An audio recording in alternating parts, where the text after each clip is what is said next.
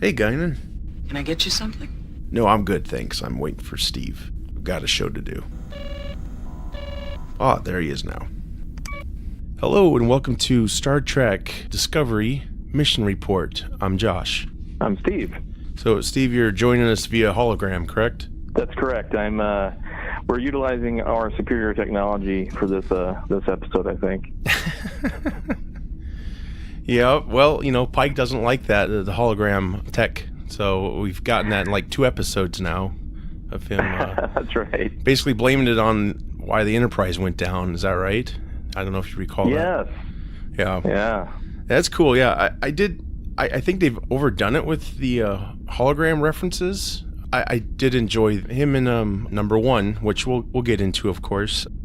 So everyone listening, apologies, we've not done an episode for a while. There's been 4 episodes since we've last talked, but this will be a good makeup episode. We have a lot to cover. Of course, as usual, it's always fun to talk about Trek. And yeah, absolutely, yeah. In Iowa, between the weather and colds and sickness, it's been a tough few weeks. That's the reason for the delay, basically. It's just all that. It's just, we're just ready to be warm again. Yeah, no kidding. Quite the winter. What warm feels like. It's like City Alpha 5. I know we've talked about Canon before. I've learned some more things, what's going on with the reasoning, basically, why the Canon is not matching up. Although I do think so far season 2, they're doing a pretty good job. I mean, obviously it still looks futuristic, if you will. How are you digging season 2 so far, just overall, before we get into the episodes?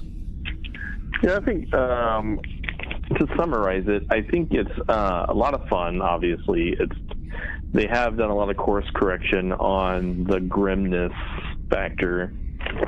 That said, I think, like you said, there's some heavy-handed references to things that they are trying to correct, and they're kind of driving that home pretty good. But overall, I really do enjoy the season. I would say I am really enjoying it a lot better this year than I did the first year. That could be a lot less Klingon action, probably maybe driving some of that, but nonetheless, it's been a lot of fun to watch. Actually, I love Pike's character. He's just great. Oh, I know, and I think we would both agree. There's been talks. I don't know. It's probably just talk, but they should totally do a mini series on Pike's Enterprise. Absolutely. Just maybe, I don't know. You could do 3 one-hour episodes, just something a little bit more, because obviously he can't stay on Discovery because he has to eventually go on to the cage and all that. Right. But I'm enjoying him very much, and Anson Mount, right? Yeah, he's doing a great job. We need to thank Marvel's Inhumans for being so terrible that he was available for this job. Right, exactly. Because, man, a year ago, his career wasn't too great. So I'm really happy. He seems like a great guy. And, actually one of the episodes we're going to be talking about, obviously, after watching it, which sucked because I watched it late. And it really amped me up. And it was hard to get to sleep afterwards. I was just so excited for what I just saw. So I tweeted at him, and he liked it, and I was like, "Oh my God, this just makes my day. This is great." So that's really cool. It was hard to calm down after that. I've had that happen with a few of these episodes where I'm just blown away how great it was, and of course we'll get into it. But yeah, I had a few of those moments last season. And I didn't hate last season, but I really like season 2 so far. Before we get into the episodes, let's go over some Canon news and just news in general. I don't know if you've listened to Midnight's Edge. They have a YouTube channel. I had not. It's really fascinating. They really dissect things and do the research. Now, I don't think it can be guaranteed to be 100% correct, but a lot of it makes sense for why the canon's changed the way it has, right, especially with the J.J. Abrams films. So basically, back when Abrams and Bad Robot came on and made a deal with Paramount, that deal, in order for them to get money from merchandise, let's say, because there was already ownership over the look of certain things. So basically, sadly, it's all been about money, making it their own, if you will. The agreement dictated they had to change things a certain percentage, which makes sense if you think about it, because the Enterprise was different. A lot of things were different. And, of course, that toy line did not do well for the 09 Star Trek. So that kind of killed that momentum there. Although I did purchase the Enterprise from that 09, and it's still one of my prized possessions. It makes noise and all that. And I didn't buy any of the figures, though. So, but, they basically said, people are always going to want Shatner, Nimoy. That's their Spock and Kirk. And if you give them merchandise, it's like variations of them. The people aren't they just didn't like it. Right. That was fascinating to learn. And of course, J.J. Abrams went on to do Star Wars, and you can totally tell that, he again wanted to profit off the toy market. C-3PO's red arm, which made no sense, and it had a terrible line where he's like, I bet you want to know why I have a red arm, and that was it. And it was just stupid. Yeah. I didn't like that. Not really. Yeah, and then you had black TIE fighters, right? Yeah, just other variations. So, I mean, sadly, that's what's going on with a lot of these changes are happening, because if think about it, Rick Berman took over from Roddenberry, and all those episodes, all those series were under one ownership, if you will, and everyone could profit off of it and stuff. And of course, when new people come along, they want to get in on the action, and they can't just market what exists. So that leads us into Discovery. Alex Kurtzman and Les Moonves, who's no longer there, they made a similar deal, which is why Discovery is very different. And it's all about marketing, putting their own spin on it. So I guess that's the business legality reason why, it's not exactly Canon looking. It's basically like a new Canon, which sucks, to be honest. But, I mean, I don't hate it. I guess just the way to accept it, like we've talked before, it's just like a skin over the old aesthetic, and it could maybe someday come back. I don't know. If people get tired of making money and actually want to, pay true fan service, then maybe we'll get those old looks back. Until then, I don't know what we're gonna, see come our way. But of course, we got the Picard series. That'll be maybe vastly different. That might be more forgiving because it's actually in the future. So, what are your thoughts on all that? Does it kind of bum you out, or do you understand why things? I mean, I understand it. I don't necessarily like it, but I mean, agreed. Everything's just turned into a financial machine, and part of I think there's a wider problem than, and when I say wider, I mean WID, not a white problem. There's a larger problem involved, I think, that with the finances that impact catering to the audience of children who buy toys. And you're gonna have guys like us who'll get collectibles and things like that here and there, but by and large, that's a much smaller market than your mass toy appeal. And so then when you look at things like the distribution, the advertising, and the PR that was put behind Star Trek, it was extremely minimal. So for them to want merchandising sales, they just expect to throw it out there, and from name recognition only, that's going to make it happen. Well, we're in a world that was the 2009 Trek was pretty far removed from other Trek franchises, and so you almost have to go out there and reestablish that name. Right. And with poor PR and the lack of promotion behind those films and the lack of studio support, there's not going to be any merchandise success in any way, shape, or form. So I think it was a larger failure. I think that's part of it, but I think it was a larger failure in general.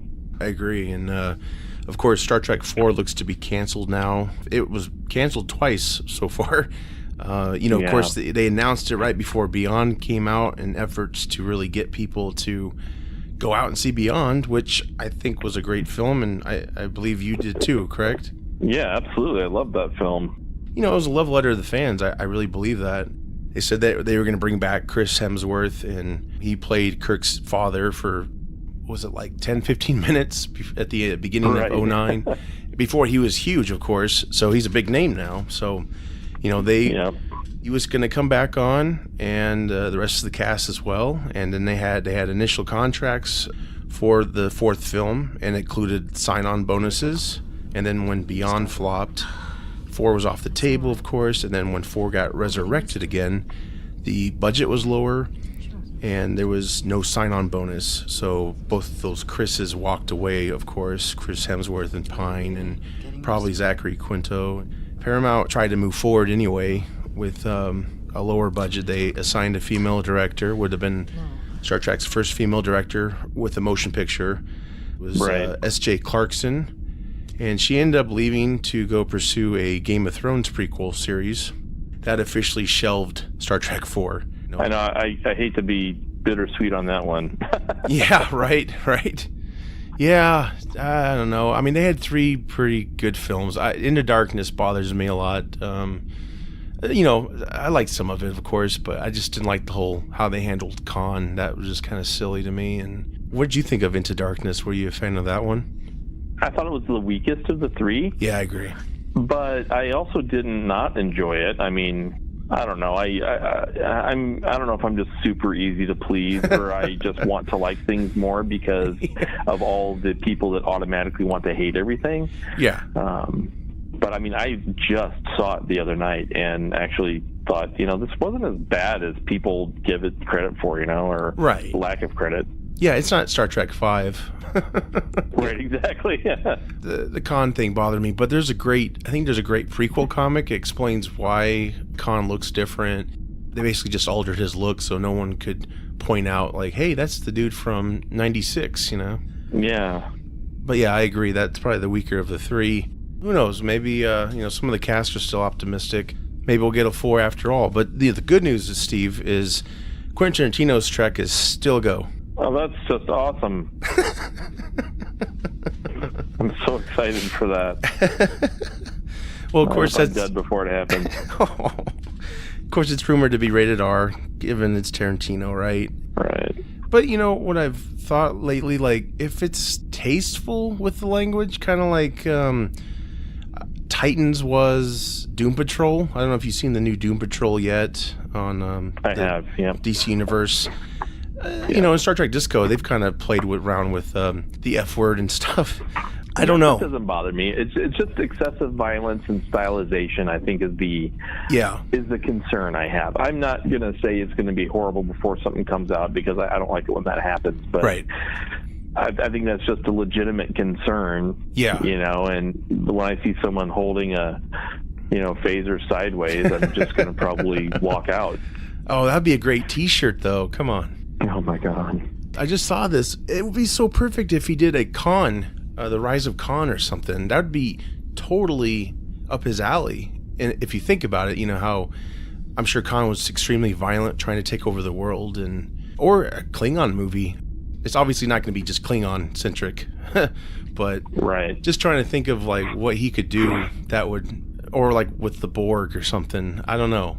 I just hope he kind of tries to, if this happens, he tries to just not exactly put all of his touches on it, It just would seem out of place. If he can honor the source material to a degree, then, yes, there's no question he's a great director. It's just he has a style. Yeah, and I enjoy it, but yeah, with Star Trek, it's just like, I don't know if that's going to work. But I know one thing. I would love to see Sam Jackson as a captain. That would be badass, literally, I think.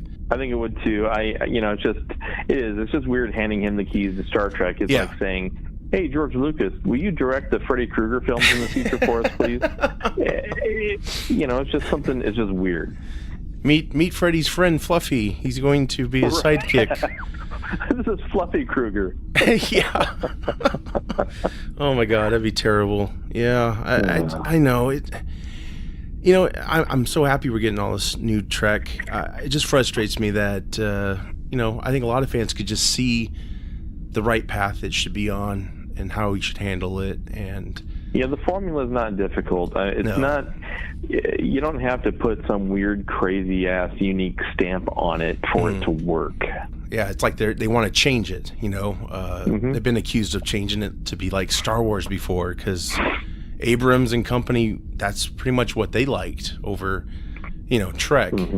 So, yeah, and I kind of enjoyed the action of his Trek films, but, you know, in hindsight, yeah, I guess they should have been more thoughtful, but it's just so hard to get a movie to make so much money if it's just about, you know, the dialogue and not action, sadly. I don't know. It's right. Which is why television's probably, you know, especially the quality of television has improved.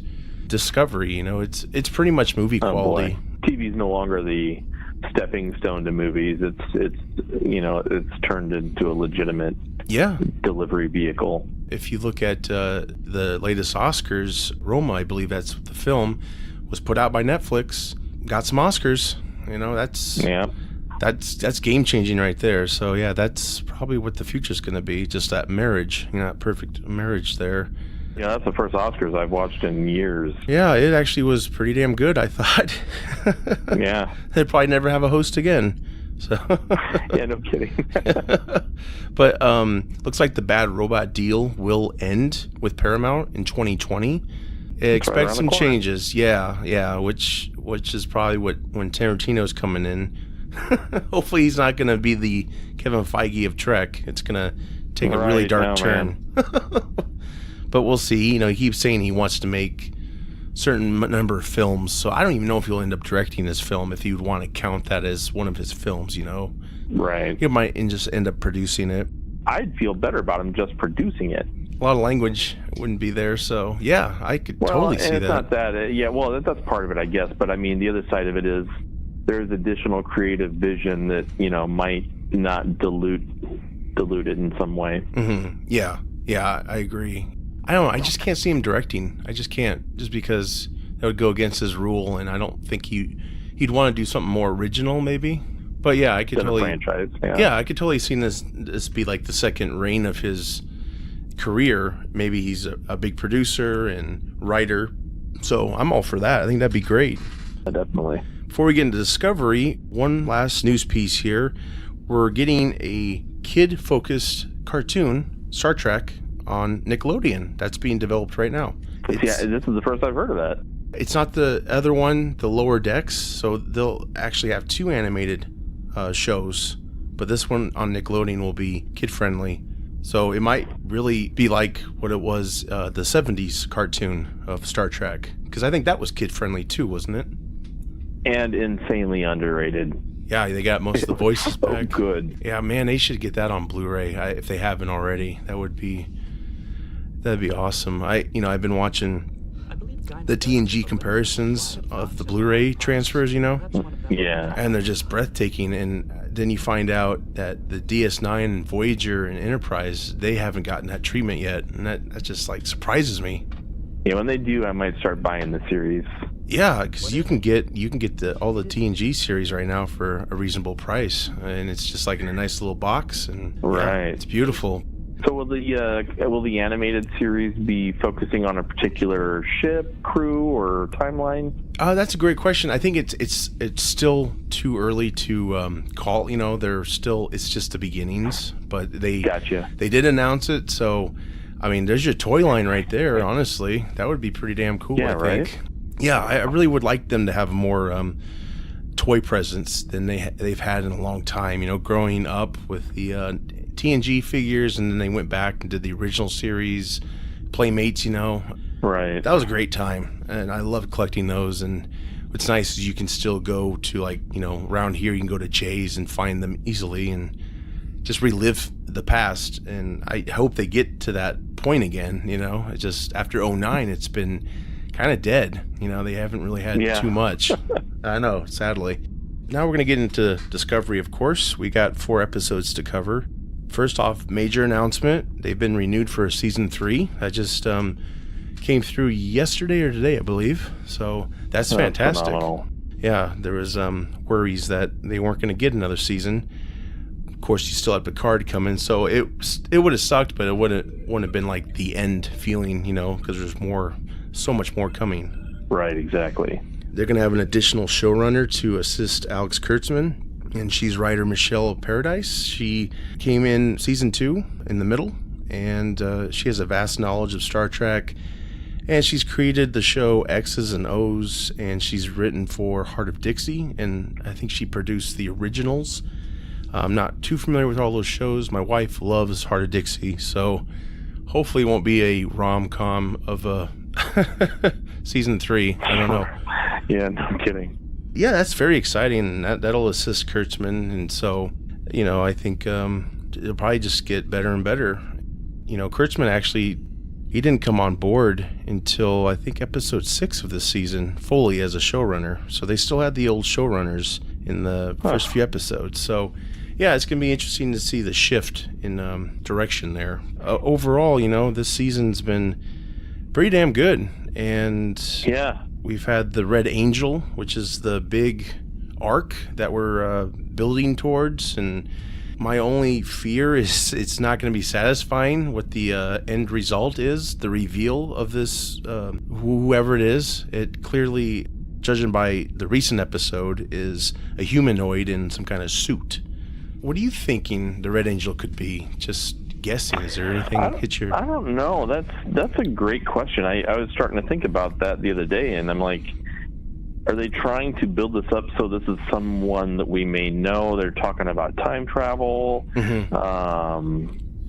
And so with that creates a zillion possibilities, obviously, but it's hard for me to differentiate what those could be. So I don't know.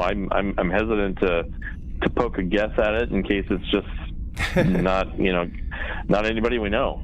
It could be, there's been a lot of guesses. It's the older Spock. I don't see that being, because you'd have to cast an older Spock. And there's also been time travelers before. TNG and I think Enterprise dabbled with some kind of society. I remember they took Archer into the future and showed him like the Enterprise F or whatever it was. And so I don't know if it's that, or... Did you watch any of the short treks? I know we haven't discussed those yet. I have not. Okay. There is one theory out there that relates to a short trek that I'll wait till you see it, but I think it would be pretty damn cool if that's what that theory, or if that theory proves to be right. But I won't give it away at this point. But yeah, I just hope that the build-up's gonna be so big. That's always my fear. With Lost and things like that, they introduce those big ideas, and then the end's just not, it's just terrible. It's just... All right, and people, is this going to be a situation like Ray's parents and everybody's freaking out? Right. Which we hope 9 might course correct that a little bit. So. Right. Yeah, it's like, hey, you like all that stuff we introduced in the last movie? Yeah, it didn't happen. It's like, what?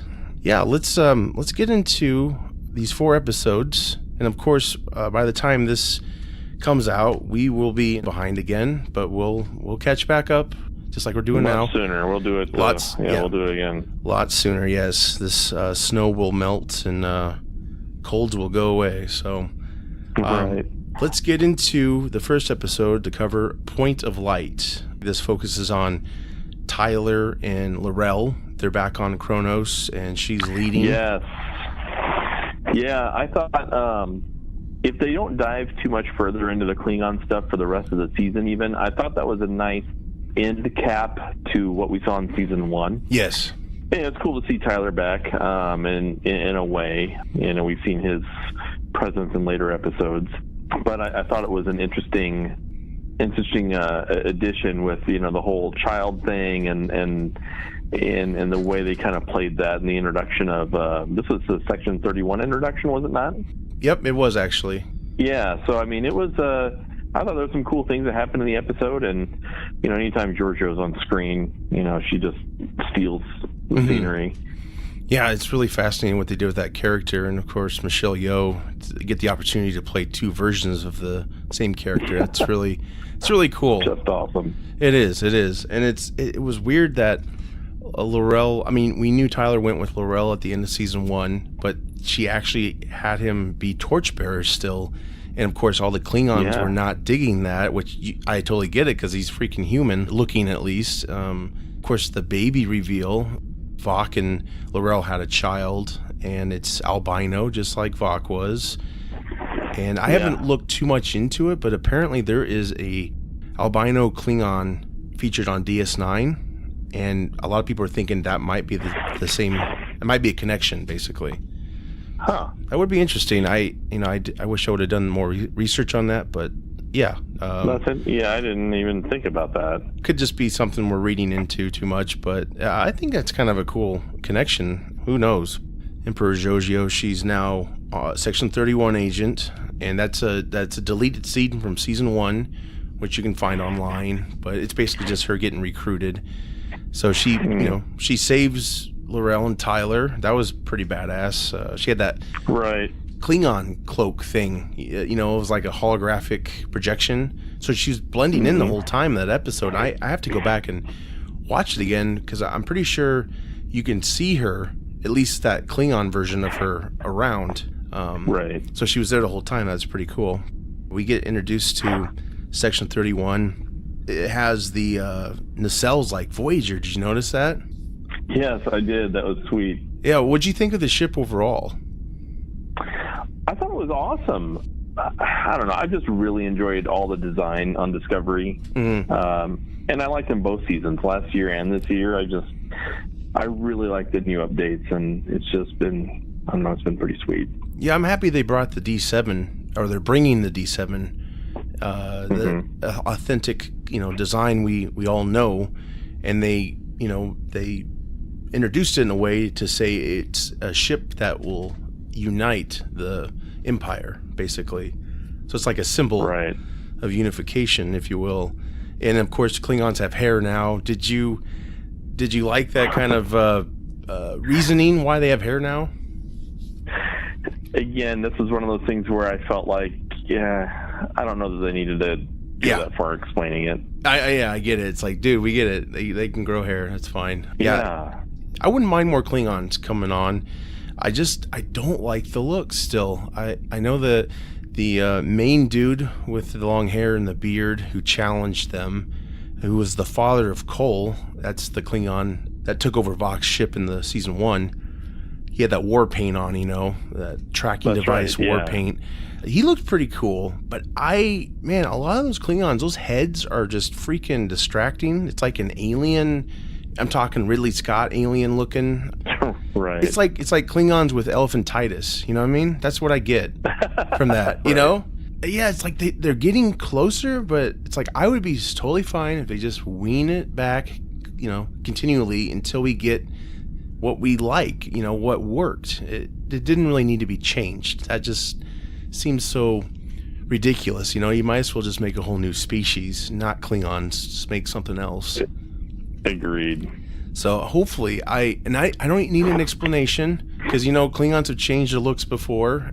All species really have, and we don't need a big explanation. It's just, hey, they tried something, it didn't work, or maybe these Klingons did have elephantitis. If I get to write one of the scripts, that's what I'm gonna do. Exactly. But yeah, what are your thoughts on Section 31? This is a big problem with a lot of Trek fans. They're like, oh, this is a secret organization. These guys have their own ships, weapons, and badges. It's like, how are they a secret? What are your thoughts on all that? Does that bother you? They were introduced 100 years later in DS9, if you think about it. So, a lot can change. But what are your thoughts on that? Yeah, I like it to a degree. Part of me, and I hate criticizing Star Trek because I love it so much, but I just feel like it's kind of a forced adversarial relationship, and yeah, we get it. You have to do things secretly and covert, and you're badass and your special ops type stuff. But I don't know. We don't need that thrown down our throat the whole way either. Right. Of course, we're getting a spin-off series on them. So, I'm fascinated by it. I get it. I get the criticism. It should be a secret, and it damages Starfleet's reputation in a way because they're known as a peacekeeping. But again, DS9, they introduced this concept, and I don't really blame them for trying to expand on it, and I think a lot can happen in 100 years. If they use it sparingly, I think that'll be fine, and I would absolutely watch a spinoff because if it's focused on that, then that's a different style of play, you know. Yeah, but right. As long as they don't get too heavy with it, you know, to interfere with what's happening this season, then that's fine. We'll see what that brings. Overall, I thought the episode was pretty good. My biggest complaints about it was the damn camera angles. We've got a few directors this season that just love to move that damn camera, and it gets just too distracting to me. You know, it's like we don't need all this. This is crazy. One of the episodes we're going to cover in a little bit here it's actually the last episode that came on last Thursday with Saru's planet, which we'll get into. I don't want to spoil that, but just the damn camera work. It's like, just stop the camera, just keep it right there. You know? Exactly. I don't know. There's just too many angles. I was just like, okay, I get it. This guy just got out of film school and he just really wants to show off, you know? But yeah, this is just my bugaboos about this, you know, just nitpicks. Amanda comes on Discovery and we learn Spock escaped his psych ward and apparently killed some people. So that was a big reveal. A lot of people got pissed off about that, of course. It's like, just wait. They're not done telling the story yet. Just calm down. Panic when they're done with it, you know.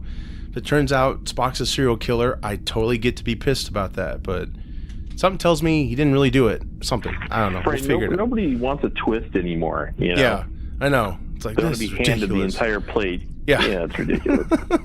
The other problem I had was there was a lot jammed in there, you know. Mm-hmm. But I get it though. They have to catch up, right? They have to bring back Tyler. You have to see this whole how this came to be, and he joined Section 31 basically, and the baby went to a monastery.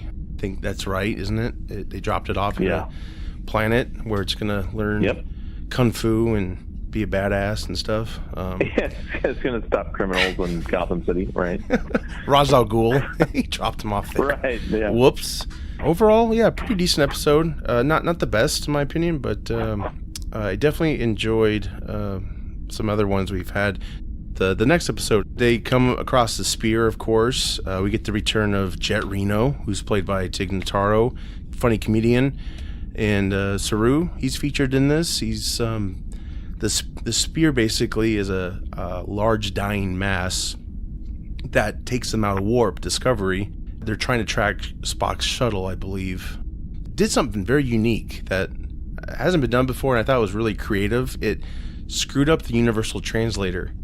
Yeah. So everyone was starting to speak different languages. So it kind of... Yeah, I thought that was really cool. That was, yeah. I was like, whoa, what is going on? And that was something I don't think they've ever really... They've always talked about the universal translator, but they never really showed it go to hell, basically, you know. Yeah, I thought that was awesome because, you know, they talked about it so much, and you just always took it for granted because that was just everyone's way of understanding everybody. But then, yeah, we never saw it go haywire. That was awesome. That was funny. Yeah, it was good. And poor Saru, you know, he's going through hell, and then we find out he's dying. This spear, I guess, ignited this Kelpian sickness, which basically, from you know what he was told on his planet, you know, it's a death sentence basically, and then you're the Bahari, yeah. Yes, and so that at first was like, oh my god, I think he's gonna die. You know, I was like, oh shit, Doug Jones is leaving the show. I know, right? Yeah, and then those things fall out. His I don't recall what they're called. But yeah, the needles though in the back of his head. Yeah, the Brussels sprouts they come out. Right. And, yeah, so that happens, and of course, you know, we're all relieved and thankful, and him and Michael are really close this season. I kind of feel some of that's forced, but I'm okay. I'll forgive it. You know, it's because they were so at each other's throats. It seemed in last season. Not in the beginning they were, and definitely on the Shinzo they were definitely not clicking too good. So that's a big course correction there. But of course, you know, at the start of the episode we got number 1, which that was fantastic. Rebecca Romijn, you know, she reprised that character from The Cage, which is a, you know, classic pilot of Star Trek. That was the first pilot that didn't air until much later on. It has a massive history attached to it, and of course, Majel Barrett, I think that's how you say her name. She's the wife of Gene Roddenberry. She originated that role, And, I don't think we got enough of Rebecca Romijn to really preferred more, but I think she did a pretty good job. What were your thoughts? I think that if you cast her in that role, we're not done seeing it. Yes, I agree. But I thought it was a great touch, and it took me a little bit to recognize who she was. Yeah. Because I was like, damn, that's it's Mystique. Yeah. It's Mystique, right? Shapeshifter. Shoot it. Mystique, right. Crossover. But yeah, it was really I thought it was a really cool inclusion. Yeah, and that's been teased for so long too, so I was so excited, and I hope we get more. I'm sure we will. I still want to see the damn Enterprise, but I know that's probably going to be a season, finale. Right. But yeah, man, they got to do a mini series or something. I'm sure something's in the works. I mean, I think that's what they're kind of really building toward, because Pike has been very well received, and then you have big name casting as number one. Yeah. I think they're trying to say, well, can we get a second full-time show out of this gig? Yeah. And I would love to see it. Or even a film. They could even do, not like theatrical, like big screen, but for CBS All Access, do a damn film. That would be great. Just kind of fill in the gaps between his time and Kirk's time, and I don't know how to end it, but I wouldn't invest a full like series into it, but I would totally want like a mini series, just given the actors are kind of more well known and stuff, and they probably want to do other projects. I hope we see more. I'm sure we will. And I also want to remind everyone listening, fortunately Steve wasn't on, but I guested on the Doctor Who podcast, and we actually went over the Cage episode. Would like everyone out there to check that out. It was really fun to do. It's actually a two-parter, because I wouldn't shut up, basically. That's why you needed to be there. But you got to be there next time, because it was a lot of fun. Definitely. And we had some beer, and those guys are phenomenal. Yeah, they're great. And it was fun to do. It was fun not to actually have to host. I could just relax and just talk Star Trek. And of course we went into a lot of tangents like we do, but it was a lot of fun. So yeah, everyone out there, if you would like to listen to it, go for it. The Doctor Who podcast, check it out. Yeah, it's really good. We got to see Jet Reno again. That was great. I was I know we talked outside of the show about how we liked her, and we thought maybe we didn't know if she's come back, basically. And I read on IMDb there was no other episodes, but yeah, she came back, and she helped Stamets out with Tilly's problem. Yeah, Tilly's ghost. What do you think about all that? The May thing, which we missed on that last episode, but yeah, basically May is a spore that took refuge in Tilly, and that was shown in the first season. Very quickly, right. Stamets was able to remove that from her, and it's just this big, goopy thing, disgusting looking.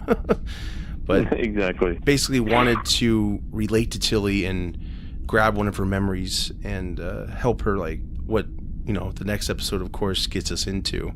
Did you enjoy Jet Reno coming back and everything else the show offered? I enjoyed Jet Reno coming back. I hope that at some point we get to see her more. Yeah. Her delivery and her presence brings a lot of non-Star Trek like poise to it, and which makes it interesting and fun. I love her delivery. She's just got a really good way to deliver lines, and it's not only believable, but it's entertaining as hell. And that said, on the flip side, wasn't really the biggest fan of the whole Tilly's ghost thing. I hope that girl's accent's like real. Otherwise, it's like very stereotypical. I thought, right. And if it's real, that's fine. It's just it has less to do with her and just more that it just got a little annoying. Yeah. I'm not trying to be a rude asshole, but it's just be honest. It was kind of a swing and a miss for me.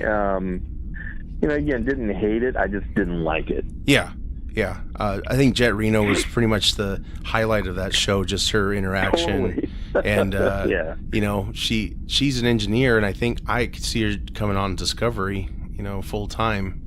Stamets, I'm not really sure. I don't think he is an engineer. He's just a scientist, right? I think he's just a scientist, right? Yeah, because we haven't really gotten into the whole engineering. I know where they're at is technically engineering, but it doesn't feel like engineering. You know what I mean? It just feels like they haven't really gone into how that all works, or, you know, built a set. Yeah, let's the say. warp core. Yeah, Right, yeah, yeah, because they're the whole spore drive. I don't know if they're trying to wean off of the spore drive. What are your thoughts? Do you like the whole spore drive, the mycelio network? Do you like all that, or do you just wish to get back to just what we know? I think it's okay in doses. Mm-hmm. Yeah, I agree.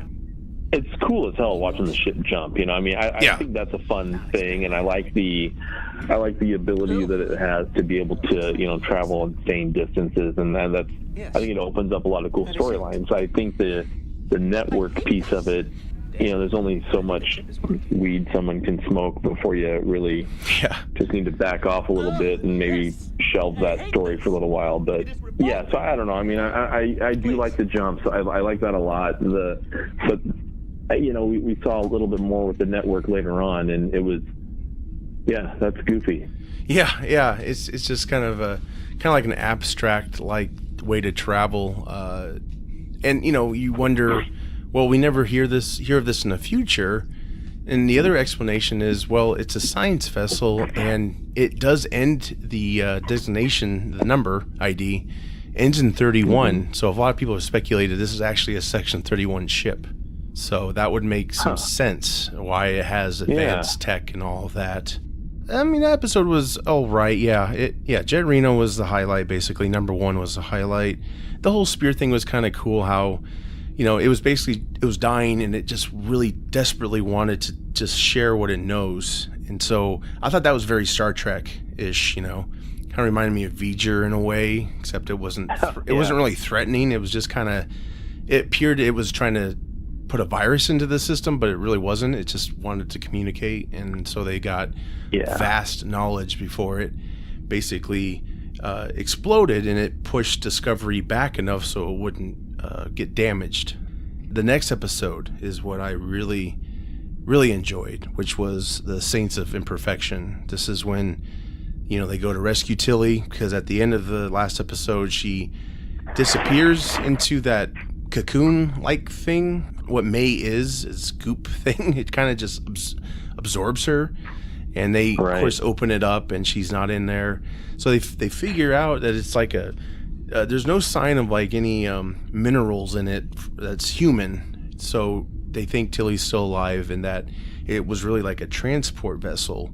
That's what happened to her. May took her to her world, the network. Stamets has the idea to do a partial jump, which is a really cool effect. Kind of looks like Titanic, a lot of people said. You know how the ship goes to spin, and then it's on its side, and then half of it's in the network, half of it's outside of the network, and it looks like water in a way. It was a really cool effect, I thought, in space. And the limitations they had on the ship, they had to go to certain areas because they could not be on that side of the ship, otherwise they'd be absorbed or something. I forgot what would happen to them. It wouldn't be good, let's say. We got more Section 31 in this episode, of course. Giorgio, you know, they thought she was Spock in the beginning before they did all this jump stuff, and she came aboard, and I think Pike was testing her. You know, he was saying, you were like this in the academy, and I watched it 2 times. In the second viewing, I was like, I think he's making shit up. And she's just like, I was, you know, and he knows something. You know, and that was revealed the first time watching it at the end, where he came up to Michael, because Michael was going to shoot her with a phaser still, because they didn't know it was coming out of the shuttle. And so he knew something was up, and I'm glad that she didn't keep it from him exactly. She just said, it's a long story. I'll tell you when we have time. Tyler comes on board to, I think he relieves Giorgio so she can go on her mission. He's a liaison, basically. and he's rocking the comm badge for Section 31. Giorgio doesn't like to wear hers. She just keeps it in the palm of her hand at all times. It's kind of annoying, but when Tyler had it on, I was first like, oh really? But then I was like, oh, okay, whatever. So they get into rescuing Tilly, and they do the partial jump. They get in there. May basically brought Tilly in so they could find a monster, and so I was like, my interest was really piqued there. I was like, what the hell are they going to be fighting here? I didn't expect this. The reveal, of course, did you see that coming? I mean, that was quite something. That was. I didn't see that coming at all, and that actually kind of saved that storyline for me a little bit. Which was Culber getting killed in season 1. The doctor from the first season. Right, which he didn't get much of a chance, and I really dug him, and I dug the actor, and they kept teasing he was going to come back somehow. So we were thinking like, oh, it's just probably a spiritual thing, flashbacks, whatever. But apparently when Stamets was, when he got into that mindset last season where he was partially in the network, partially out, he comforted Culber when, he was dead clearly. But when he held him, like Stamets' tear went into Culber, and then I guess Culber kind of transferred that to the network, not really knowing. Yeah. And then that basically formed a new version of Culber who was viewed as a monster because the spores were trying to attack it. They didn't recognize what it was. And I really thought that was some good sci-fi. And you know what? I agree completely. And that's where I felt like, they have a plan with this show. It's not, people just aren't, rewriting things at the last minute, and it's a fly by the seat of your pants deal. Mm-hmm. I like the kind of the foreshadowing and then the stuff that's happening that you might not even catch the first time. I mean, I think that's really sweet. Yeah, I agree. I know they've had some shakeups behind the scenes. They probably borrowed some ideas from who came before, but it does seem to flow a lot easier this season. And I really like how they brought Culber back. I didn't see that coming. I was like, this has to be good. So basically, that threat is resolved. You think everything's going great, basically. First, Culber he's frightened of everything. He's basically been living in a network for months, I think. Mm-hmm. His hair is long. He's got a long beard. He's wounded because the spores keep burning him, He's fighting them off. So Stamets is like, oh, we can bring you home, and he's like, come into the chamber. And then there's that scene where he's like, just take my hand, and he puts his hand through, and it dissolves. And man, I was just like, my jaw dropped. I was just like, oh my God, no. It's like we came so close, and it felt like, okay, well, this was a nice tease. And I guess I thought at that time, like, well, Stamets will figure out a way to get him back. But then Burnham, I think Tilly actually said, like, no, there's got to be another way. Culber's like basically telling Stamets, you got to leave me, just go. And time's running out because the ship's getting more and more engulfed in the network and endangering everybody on board. Of course, they get that great scene where Tyler taps his comm badge, TNG style, and summons the Section 31 ship. What did you think TNG when that happened, when he tapped his comm badge? I did. I mean, it was the first thing that I thought of, which was, it was a cool nod. I thought it was cool, yeah. And I know people were like, oh my God, TNG was future. Why they got this already? But my own thought is, and I think they've already teased this, I think Section 31's dabbled in time travel or have obtained advanced technology that Starfleet does not have as a default right now. And so that tech is coming to the future. It's just Section 31 has it. So that's how I view it. That's how I'm okay with it. I don't want them to get too carried away with it. I did like how he was like, oh shit, we're going to get killed here. And so he summoned Section 31. That scene was really exciting, I thought, because Leland, who's the head of Section 31, I believe, he's on the ship. Yeah. Him and Pike are old buddies, or they went to Starfleet together. He launches these tractor beam probe things. I don't know. He launches them, and they grab onto the Discovery, and then then the tractor beam comes out of each of them. That was pretty badass, I thought, and they were basically just pulling it out of the network. What were your thoughts on that whole scene? I thought it was just really cool. It was, again, like you say, it's like a cinematic quality to the effects and stuff. I love that. I thought it was a cool way to try to tether the ship, and it's something that we hadn't seen before.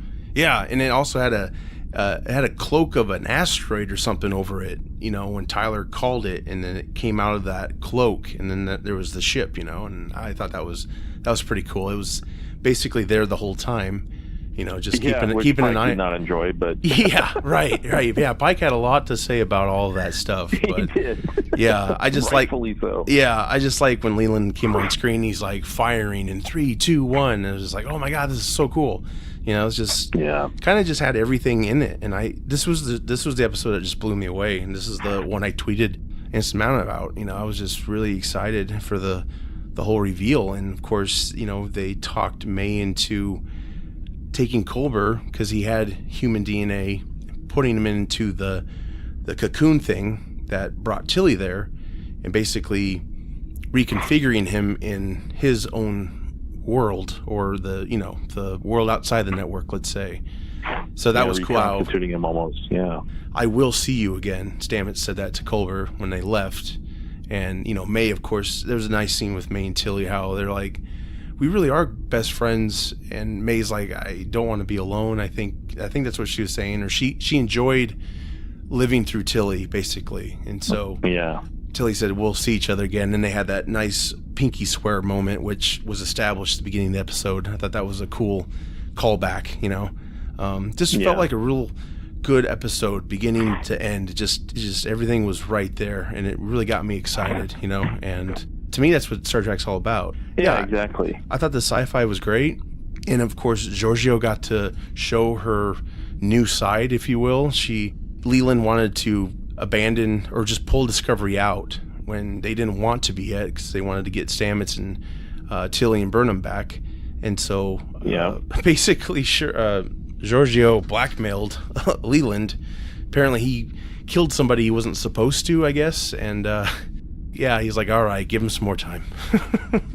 Exactly. Yeah, I actually do like Leland. I think he'd be a great lead for that spin-off series. Although I'm sure Giorgio is going to be the one leading it, but I think he's a good actor, and I really did like his character. Culber did get brought back through the cocoon, whatever the hell it is. Yep. That was really cool reveal. Could have done without the butt shot, but that's okay. I get it. It's like Terminator style, how he came back. And so it just ended the episode with, they're scanning him, making sure he's okay, and Pike and Leland make up, basically, because earlier on the show they were kind of just dissing each other's career pattern.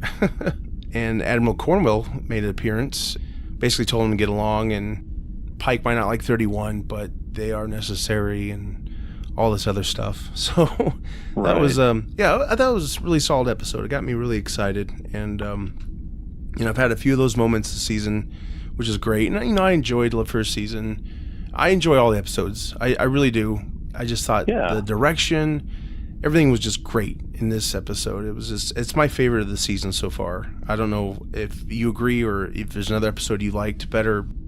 So I like the Eden episode, the Jonathan Frakes. Yeah, that was good. As well as the most recent one with Saru and his planet. Yes, which we'll, of course, get into that. Our last episode, The Sound of Thunder. Saru, he has no fear anymore since the asparagus came out, whatever you call it. And he's kind of a dick. At first I was like, I don't think I was kind of on board with this new Saru, but then I was like, he's kind of challenging a lot, and I'm like, I'm not liking this. He's just kind of like, I'm free, motherfucker. And either. Yeah, he's just giving Pike shit, and I know it was because it was dealing with his planet, but still, it's like, damn, Saru, back off. And then Tyler was on Pike's ass too, and I'm like, whoa, okay, I don't want this. Yeah, it shows Pike's ability to stay very stoic and reserved, because Kirk would have thrown one of those guys in the brig. Yeah. Yeah, Pike really handled it well, I thought. I really like Pike, and I know it's not as serious as Jeffrey Hunter's Pike. I like this Pike. I think he just does a great job, and yeah, I think he definitely commanded well, and he made Tyler, stay on the bridge and shit, and yeah, he was just not messing around. Yeah, Tyler was just, I don't know. I hope they back off that. That's going to get really annoying, Right. Tyler being like, I'll run shit, and like, no, you will not. Nope. Get your ass off the ship.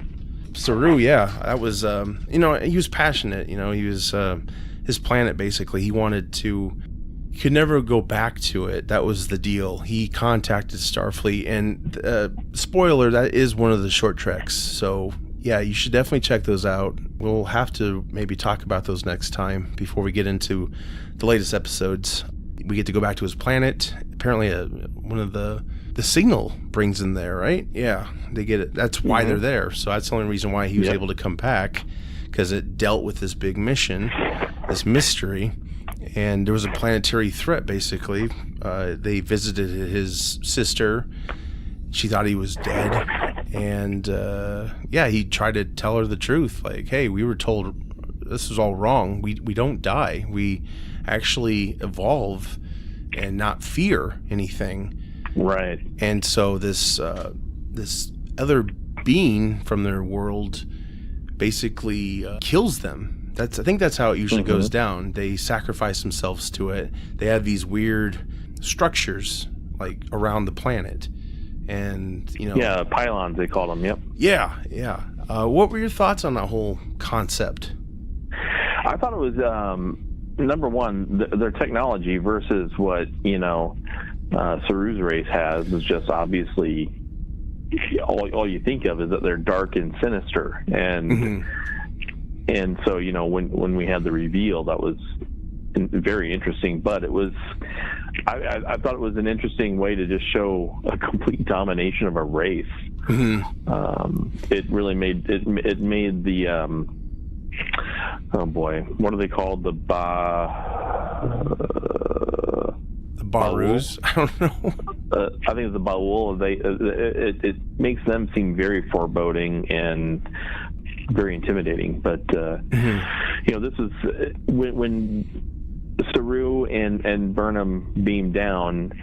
That's when I really started getting into the episode a lot, and I just thought, this is it has that old Trek feeling. Going to a foreign planet and kind of doing their thing, and it was just, I don't know, I really started to enjoy the program at that point.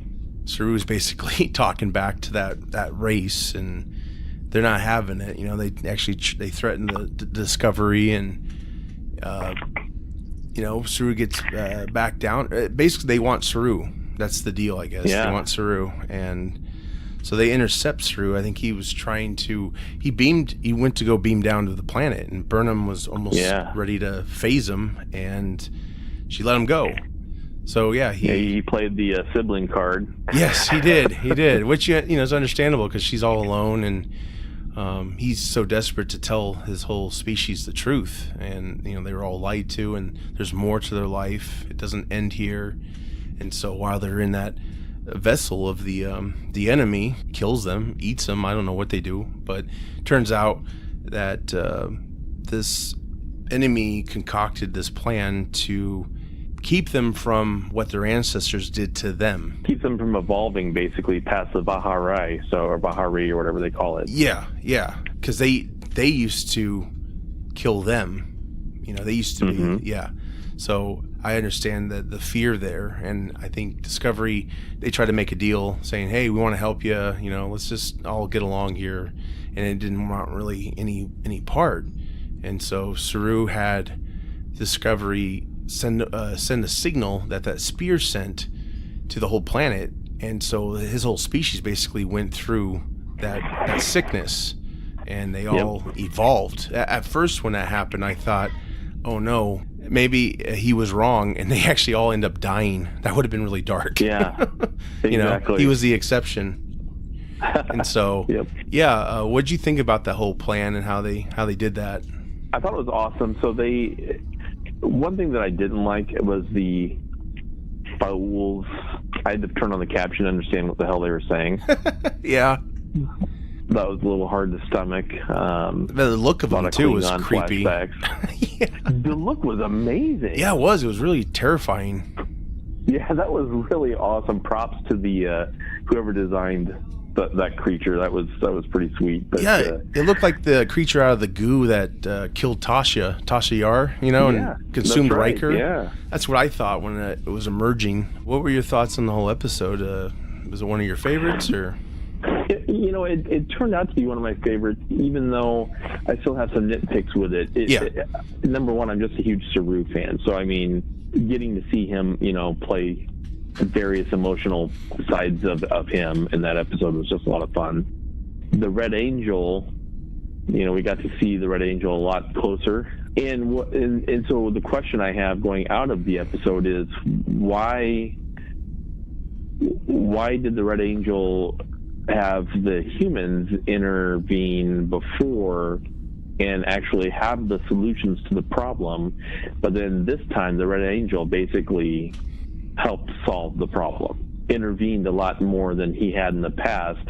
If it is a he, I'm assuming it's a he. So the Red Angel, in the previous episodes, kind of guided people to the solution, whereas this time he was a primary part of the solution. And so then, then I'm left wondering, I hope that's not a weird plot hole, or I hope it's not lazy writing. But again, every time I think that, we see something later on down where it helps reveal, so, why waste time bringing everyone there to begin with if he could have, if the Red Angel could have just solved the problem by himself. Right. Yeah. That's my fear, is this going to really be a cool reveal? Is it going to be satisfying? I hope so.